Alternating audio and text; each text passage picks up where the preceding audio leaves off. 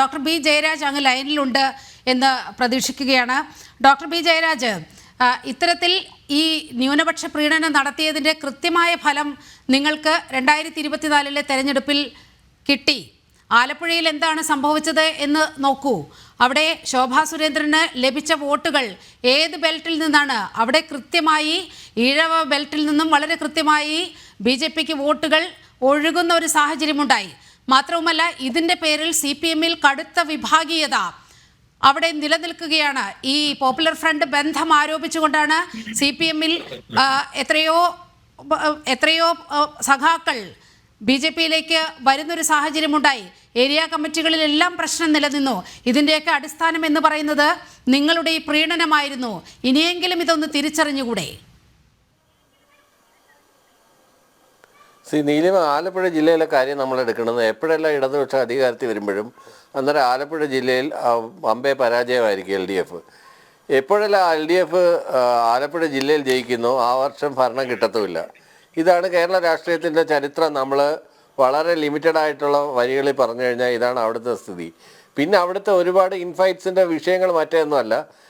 ഇതൊരു വിഷയം തന്നെയാണ്, ഇല്ലെന്ന് ഞാൻ പറയുന്നില്ല. ഇത്തരത്തിലുള്ള നുഴഞ്ഞുകയറ്റം അവിടെ പ്രശ്നങ്ങൾ ഉണ്ടാക്കിയിട്ടുണ്ട്.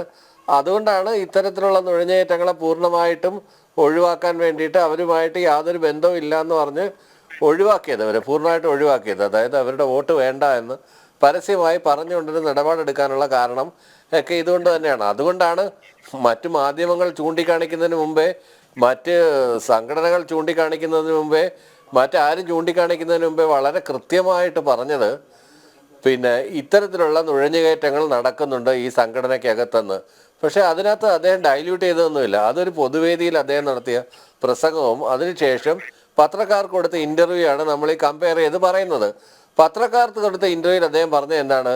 മെക്സവനെ കുറിച്ച് ഞാൻ എതിരായിട്ടൊന്നും പറഞ്ഞിട്ടില്ല. മെക്സവനകത്ത് നുഴഞ്ഞുകയറ്റം നടന്നിട്ടുണ്ടെന്ന് പറയുന്നതും മെക്സവൻ മുഴുവൻ കുഴപ്പമെന്ന് പറയുന്നതും രണ്ടാണ്. ഇപ്പോൾ യുവരാജ് തന്നെ എനിക്ക് മുമ്പ് പറഞ്ഞു മെക്സവനകത്ത് ഇതേണക്കൊല്ലം സാധാരണക്കാരായുള്ള ജനങ്ങൾ ഒരുപാട് പേര് വരുന്നുണ്ടാവും, ഇതിൻ്റെ ആസൂത്രണത്തിനകത്ത് ചില ആളുകൾ കടന്നു കയറിയിട്ടുണ്ടാവും. ഇതേ കാര്യം തന്നെയാണ് പറഞ്ഞത്. ഇതേ കാര്യം തന്നെയാണ് മോഹനമാഷ് പറഞ്ഞത്. ഇത്തരത്തിലുള്ള മിസ്ക്രിയൻസ് അല്ലെങ്കിൽ ഇത്തരത്തിലുള്ള ഭീകരവാദികൾ, ഇത്തരത്തിലുള്ള ഫണ്ടമെൻ്റലിസ്റ്റുകൾ ഇതിനകത്ത് നുഴഞ്ഞു കയറിയിട്ടുണ്ട്. ചില വാട്സപ്പ് ഗ്രൂപ്പുകൾ പരിശോധിച്ചപ്പോൾ കാണാൻ കഴിഞ്ഞു. അത് പൊതുബോധത്തിൽ വേണം. ഇത്തരം ആളുകളെ സ്ക്രീൻ ഔട്ട് ചെയ്ത്, ഇത്തരം ആളുകളെ വീഡ് ഔട്ട് ചെയ്ത് കളയണം എന്നാണ് അദ്ദേഹം ഉദ്ദേശിച്ചത്. അല്ലാതെ അതിനകത്ത് ഒഴുക്കൻ സമീപനമൊന്നും എടുത്തിട്ടില്ല. ആ സമീപനം, അന്ന് എടുത്ത സമീപനം, ഈ ഒക്ടോബറിലെടുത്ത സമീപനവും ഈ പത്രക്കാർക്ക് കൊടുത്ത അഭിമുഖത്തിലെ രീതി ഒന്ന് തന്നെയാണ്. ഒരു പൊതുപ്രസംഗത്തിൽ പറയുന്ന അത്ര തീവ്രതയോടുകൂടി പത്രക്കാരോട് പറഞ്ഞില്ലെന്നേ ഉള്ളൂ. അതുകൊണ്ട് അതൊരു ഒഴുക്കൻ സമീപനമാണെന്ന് നമുക്ക് വായിച്ചെടുക്കാനൊന്നും പറ്റത്തില്ല. കണ്ടന്റ് എന്ന് പറയുന്നത് വളരെ ക്ലിയർ ആണ്. ആ പൊതുസമൂഹം നടത്തിയ പ്രസംഗത്തിൽ പറഞ്ഞതും പത്രക്കാരോട് പറഞ്ഞ ഈ കണ്ടന്റും വളരെ ക്രിസ്റ്റൽ ക്ലിയർ ആണ്. അതിനകത്ത് യാതൊരു സംശയമില്ലാത്ത കാര്യമാണ്. പിന്നെ അതുപോലെ തന്നെ ഇത്തരത്തിലുള്ള ഈ വിവിധ വിഭാഗങ്ങളെക്കുറിച്ച് പറയുമ്പം എല്ലാ ജാതി മതങ്ങളിലും ഇത്തരത്തിലുള്ള എല്ലാ മതസ്ഥരിലും ഇത്തരത്തിലുള്ള അവാന്തര വിഭാഗങ്ങളുണ്ട്. കേരളത്തിൻ്റെ തന്നെ ചരിത്രം എടുത്തു കഴിഞ്ഞാൽ നമുക്കറിയാമല്ലോ, തൊട്ടുകൂടാത്തവർ, തീണ്ടിക്കൂടാത്തവർ, ദൃഷ്ടിയിൽപ്പെട്ടാലും ദോഷമുള്ളവർ എന്ന് കുമാരനാശാൻ ഹൃദയവേദനയോടുകൂടി എഴുതിയ ഒരു കേരളത്തിലാണല്ലോ നമ്മൾ നിൽക്കുന്നത്. ഇപ്പോഴും അതിനകത്ത് വലിയ വ്യത്യാസമൊന്നും വന്നിട്ടില്ല. ശ്രീനാരായണ ഗുരു എന്തൊക്കെ സാമൂഹിക പരിഷ്കരണ പ്രവർത്തനങ്ങൾ ഇവിടെ നടത്തിയെങ്കിൽ പോലും അതൊന്നും വളരെയധികം സമൂഹത്തിൻ്റെ ആഴങ്ങളിലേക്ക് ഇറങ്ങി ചെന്നിട്ടില്ല.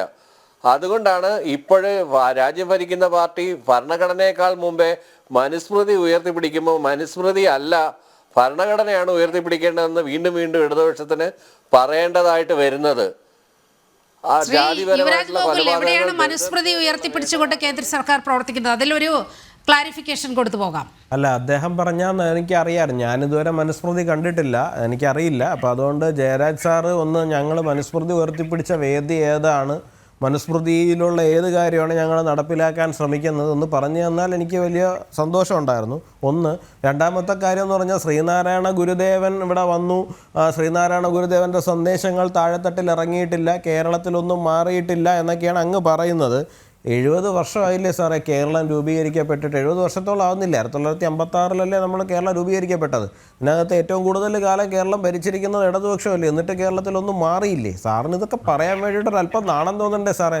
പ്രബുദ്ധ കേരളം എന്ന് നിങ്ങൾ തന്നെയല്ലേ വിളിക്കുന്നത്? അതെ, അതിനെ അങ്ങനെയല്ല നമ്മൾ വിലയിരുത്തേണ്ടത്. നമ്മൾ ഈ പറഞ്ഞ അന്ധവിശ്വാസങ്ങളോ അനാചാരങ്ങളോ എല്ലാം ഇപ്പോഴും ഏറിയും കുറഞ്ഞുമൊക്കെ പല സ്ഥലങ്ങളിലും നിലനിൽക്കുന്നുണ്ട്. ഇപ്പൊ തമിഴ്നാട്ടിലെ പോലെ ദുരഭിമാന കൊല വളരെ രണ്ട് സ്ഥലങ്ങൾ ക്യൂബയും ചൈനയൊക്കെയാണ്. സ്വാതന്ത്ര്യം, ജനാധിപത്യം, സോഷ്യലിസം ഒക്കെ ഉണ്ട് എന്ന് പറഞ്ഞുള്ള അന്ധവിശ്വാസം അനാചാരമൊക്കെ നിലനിൽക്കുന്നുണ്ടെങ്കിൽ അതങ്ങ് ക്യൂബയിലും ചൈനയിലും നോർത്ത് കൊറിയയിലും ഒക്കെ മാത്രമാണ്. വേറെ അങ്ങ് അതൊന്നും നിലനിൽക്കുന്നില്ല. അന്ധവിശ്വാസമൊക്കെ നാട്ടുകാർ തൂത്തെറിഞ്ഞിട്ട് കാലം കുറേ ആയി സാറേ. നമ്മൾ ഈ ഭാരതത്തിനെ കുറിച്ച് പറയുമ്പോൾ ക്യൂബയും ചൈനയും നോർത്ത് കൊറിയ അല്ല സാർ, ഇവിടെ നമ്മൾ മെക്സിക്കോനെ കുറിച്ച് സംസാരിക്കുമ്പോൾ സാറിന് മനുസ്മൃതിയിലേക്ക് പോകാമെങ്കിൽ പിന്നെ എനിക്ക് മറ്റേതിലേക്ക് പോകുന്നതിന് എന്തെങ്കിലും തടസ്സമുണ്ടോ സാറേ? അല്ല സാർ, അതും കൂടെ ഒന്ന് പറഞ്ഞിട്ട് പോയി. മനുസ്മൃതി എവിടെ ഉയർത്തിപ്പിടിച്ച് അതും കൂടെ ഒന്ന് പറഞ്ഞിട്ട് പോയി. അല്ലല്ല, ഞാൻ ചോദിക്കുന്നതിന് സാർ ഉത്തരം പറഞ്ഞിട്ട് പോകും സാറേ. സാറാണ് പറഞ്ഞത്, ഞാനല്ല. മനുസ്മൃതി എവിടെ ഉയർത്തിപ്പിടിച്ചു ഒന്ന് പറഞ്ഞു തന്നെ സാറേ. CPM-ൻ്റെതായ രാഷ്ട്രീയം നാട്ടുകാരോട് പറയാനുണ്ടെങ്കിൽ സാർ അത് പോയി പറയുക. അല്ലാണ്ട് ഞങ്ങൾ ഇതാണ് ഉയർത്തിപ്പിടിക്കുന്നത്, ഞങ്ങൾ അതാണ് ഉയർത്തിപ്പിടിക്കുന്നതെന്ന് പറയാൻ വേണ്ടി നിങ്ങളെ ആരും ഏൽപ്പിച്ചിട്ടില്ല. അല്ലെങ്കിൽ നിങ്ങൾക്കത് പറയുവാൻ വേണ്ടിയിട്ട് ഫാക്ച്വൽ ആയിട്ടുള്ള എന്തെങ്കിലും കാര്യം ഉണ്ടാകണം. വളരെ കൃത്യമായിട്ട് പറഞ്ഞുതരാം. One nation one note one റിലീജിയനിലൊക്കെ പോകുന്നത് ഇത് തന്നെയാണ്. എവിടെയാണ് ഓൺ റിലീജിയൻ എന്ന് പറഞ്ഞത് സാറൊന്ന് പറഞ്ഞേ, ഞങ്ങൾക്ക് അറിയില്ലല്ലോ. അങ്ങോട്ടാണല്ലോ പോക്ക്. എങ്ങോട്ടാണ് പോക്ക്? അല്ല ഞാൻ ചോദിക്കട്ടെ, ഈ കമ്മ്യൂണിസം നടപ്പിലായ സ്ഥലങ്ങളിൽ മുഴുവൻ, അല്ലല്ല ഞാൻ ചോദിക്കട്ടെ, കമ്മ്യൂണിസം നടപ്പിലായ സ്ഥലങ്ങളിൽ ഒരിടത്തും ഇലക്ഷൻ പോലും ഇല്ലാണ്ട് ഒരൊറ്റ ഗവൺമെന്റ് ഒരൊറ്റ ഭരണാധികാരി എന്നുള്ള പറയുന്ന അവസ്ഥയിലേക്ക് പോവുകയാണ്. അത് നിങ്ങളുടെ നയമാണ്. ഞങ്ങൾക്ക് അങ്ങനത്തെ നയമൊന്നുമില്ല. ഞങ്ങൾക്ക് അങ്ങനത്തെ നയമൊന്നുമില്ല. ഇത് ഇന്ത്യയുടെ സെക്യുലർ ഫാബ്രിക്കിനെ എവിടെ വലിച്ചു കീറി എന്ന് പറഞ്ഞാൽ ബാബറി മസ്ജിദ് തകർത്തപ്പോഴാണ് വലിച്ചു കീറപ്പെട്ടത്. അയ്യോ, ബാബറി മസ്ജിദ് അവിടെ തനിയെ പൊട്ടിമുളച്ചു വന്നല്ലോ. ബാബറി മസ്ജിദ് അവിടെ തനിയെ പൊട്ടിമുളച്ചു വന്നല്ലോ. ബാബറി മസ്ജിദ് കേസിനകത്ത് നിങ്ങൾക്ക് എന്തെങ്കിലും പറയാനുണ്ടായിരുന്നു എന്നുണ്ടെങ്കിൽ നിങ്ങൾ കോടതിയിൽ പോയിട്ട് പറയണമായിരുന്നു. മനസ്സിലായോ? നിങ്ങളത് കോടതിയിൽ പോയിട്ട് ബോധിപ്പിക്കണമായിരുന്നു. അതിനുശേഷം ഇവിടെ വന്നിരുന്ന് രോധിക്കുകയല്ല വേണ്ടത്. നിങ്ങൾക്ക് ബാബറി മസ്ജിദ് കേസിൽ എന്തെങ്കിലും പറയാനുണ്ടെങ്കിൽ നിങ്ങൾ അവിടെ പോകണമായിരുന്നു.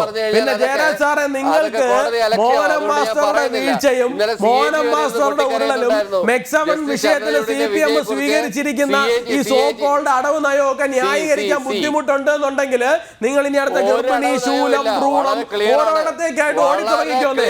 നിങ്ങളിങ്ങനെ ഓരോ ഖണ്ഡങ്ങൾ വഴി കണ്ടെത്തി അതുവഴി ഓടാൻ തുടങ്ങിക്കോന്നേ. ഞങ്ങൾക്ക് യാതൊരു ബുദ്ധിമുട്ടുമില്ല.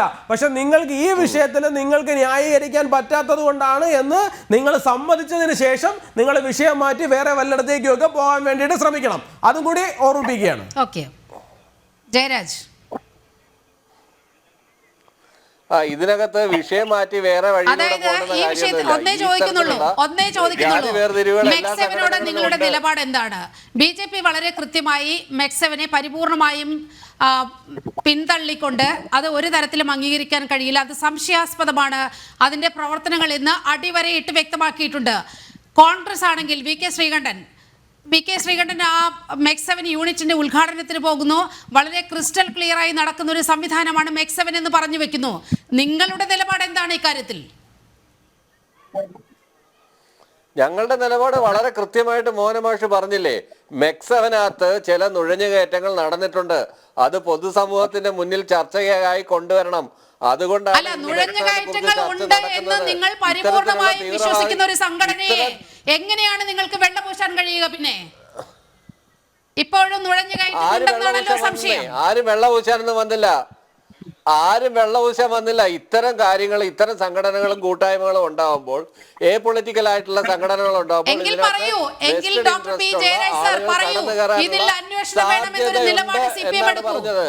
എങ്കിൽ ഇതിലൊരു നിലപാടെടുക്കൂ, ഇതിലൊരു അന്വേഷണം വേണമെന്ന നിലപാട് CPM എടുക്കൂ. അതിന് പറ്റുമോ?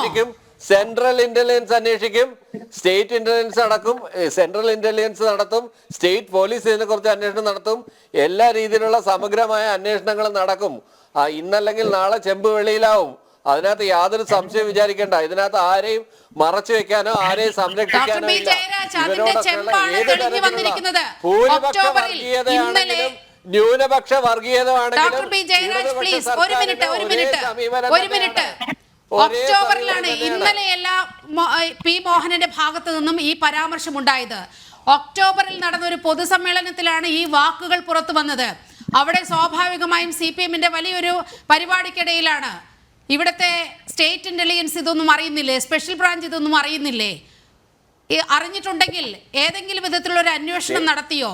ആഭ്യന്തര വകുപ്പിന്റെ വീഴ്ചയിലെ അങ്ങനെയെങ്കിൽ നുഴഞ്ഞുകയറ്റക്കാർ ഉണ്ട് നിങ്ങൾ സംശയിച്ച നിങ്ങളുടെ പാർട്ടി നേതാവ് മുന്നോട്ട് വെച്ച ആ പ്രശ്നത്തിൽ ഒരു അന്വേഷണം നടന്നില്ല എങ്കിൽ അത് പിണറായി ഭരിക്കുന്ന ആഭ്യന്തര വകുപ്പിന്റെ പരാജയമല്ലേ? സ്റ്റേറ്റ് ഇന്റലിജൻസ് ഒരു അന്വേഷണം നടത്തിയോ സെൻട്രൽ ഇന്റലിജൻസ് ഒരു അന്വേഷണം നടത്തിയോ എന്നൊക്കെ പത്രക്കാരെ എല്ലാം വിളിച്ചു വരുത്തി ഇന്ന അന്വേഷണങ്ങൾ നടത്തിയിട്ടുണ്ട്, ഇന്നതൊക്കെയാണ് ഞങ്ങളുടെ കണ്ടെത്തലങ്ങൾ എന്ന് പറഞ്ഞിട്ട് പബ്ലിസൈസ് ചെയ്യലല്ല സ്റ്റേറ്റിന്റെ ജോലി. ചില കാര്യങ്ങൾ പരസ്യമായി പറയേണ്ടുന്ന കാര്യങ്ങളുണ്ടെങ്കിൽ അത് പത്രക്കാരോട് പറയും, പൊതുജന സമൂഹത്തിൽ പറയും. ചില കാര്യങ്ങൾ പറയേണ്ടതുണ്ടെങ്കിൽ മാത്രമേ പറയുകയുള്ളൂ. അത് സെൻട്രൽ ഇന്റലിജൻസ് ആണെങ്കിലും സ്റ്റേറ്റ് ഇന്റലിജൻസ് ആണെങ്കിലും അങ്ങനെ തന്നെ ചെയ്യൂ. അതിനകത്ത് എവിടെയെല്ലാം ഇടപെടലുകൾ നടത്തണം, എന്തെല്ലാം കാര്യങ്ങൾ ചെയ്യണം എന്നുള്ളത് സ്റ്റേറ്റ് പോലീസിനും വളരെ വ്യക്തമായിട്ട് അറിയാം, സെൻട്രൽ ഇന്റലിജൻസിനും വളരെ വ്യക്തമായിട്ട് അറിയാം. ഈ കാര്യത്തിൽ സ്റ്റേറ്റ് ഇന്റലിജൻസും സെൻട്രൽ ഇന്റലിജൻസും ഒരേ തട്ടിൽ തന്നെയാണ്. ഒരു മനുഷ്യനെ പോലും ഇത്തരത്തിലുള്ള തീവ്രവാദ പ്രസ്ഥാനങ്ങൾ, നിരോധിക്കപ്പെട്ട സംഘടനകളെ വളരാൻ അനുവദിക്കില്ല. അത് ഏത് ലാവണം അവർ കണ്ടെത്തിയാലും, ഏത് പേര് അവർ മാറ്റിയാലും, ഏത് സംഘടനയിൽ നുഴഞ്ഞു കയറിയാലും ഇതിനകത്ത് യാതൊരു സംശയം വിചാരിക്കേണ്ട നീലിമ, ഇത്തരം കാര്യങ്ങൾ അന്വേഷണ പരിധിയിൽ തന്നെയാണ്. ഇതിനകത്ത് ആരെയും ഭയപ്പെടേണ്ടെന്ന കാര്യമൊന്നുമില്ല. ഇതിനകത്ത് മോഹനമാഷ് പറഞ്ഞ എന്താണ്, കൃത്യമായി 2-3 അഡ്മിനുകൾ PFI പ്രവർത്തകരായിട്ടുണ്ട്, ജമാഅത്ത് ഇസ്ലാമിക്കാരുടെ പ്രവർത്തകരായിട്ടുണ്ട്. അത്തരമുള്ള ആളുകളെ കണ്ടെത്തുകയും അവരുടെ ഉദ്ദേശം എന്താണെന്ന് പഠിക്കുകയും അവരെ പൊതുജന സമക്ഷത്തിൽ കൊണ്ടുവരികയും ചെയ്യുന്നുള്ള കാര്യത്തിൽ യാതൊരു സംശയവും വേണ്ട. അല്ലാതെ ഒരു സംഘടന മുഴുവൻ തെറ്റാണെന്നും ഒരു എക്സസൈസ് കൂട്ടായ്മയെ അമ്പാടെ നമ്മൾ വൃത്തികേടാണെന്നും ഇതിൻ്റെ ഉദ്ദേശശുദ്ധി തന്നെ ഇങ്ങനെയാണെന്നും എന്നൊക്കെ എടുത്തു ചാടി we cannot jump into conclusion and say that the entire കൂട്ടായ്മ അല്ലെങ്കിൽ ഈ കൂട്ടായ്മ മുഴുവൻ ഇങ്ങനെയാണെന്ന് നമുക്ക് പറഞ്ഞു വെക്കാൻ ആവില്ല നീലിമ. അതാണ് അതിൻ്റെ വാസ്തവം. അതിനകത്ത് 1-2 പുഴുക്കുത്തുകൾ ഉണ്ടാവാം, അവരെ തിരഞ്ഞെടുത്ത് വീഡ് ഔട്ട് ചെയ്ത് കളയുക. അതാണ് നമ്മുടെ മുന്നിലുള്ള പൊതുസമൂഹത്തിന് മുന്നിലുള്ള ലക്ഷ്യം.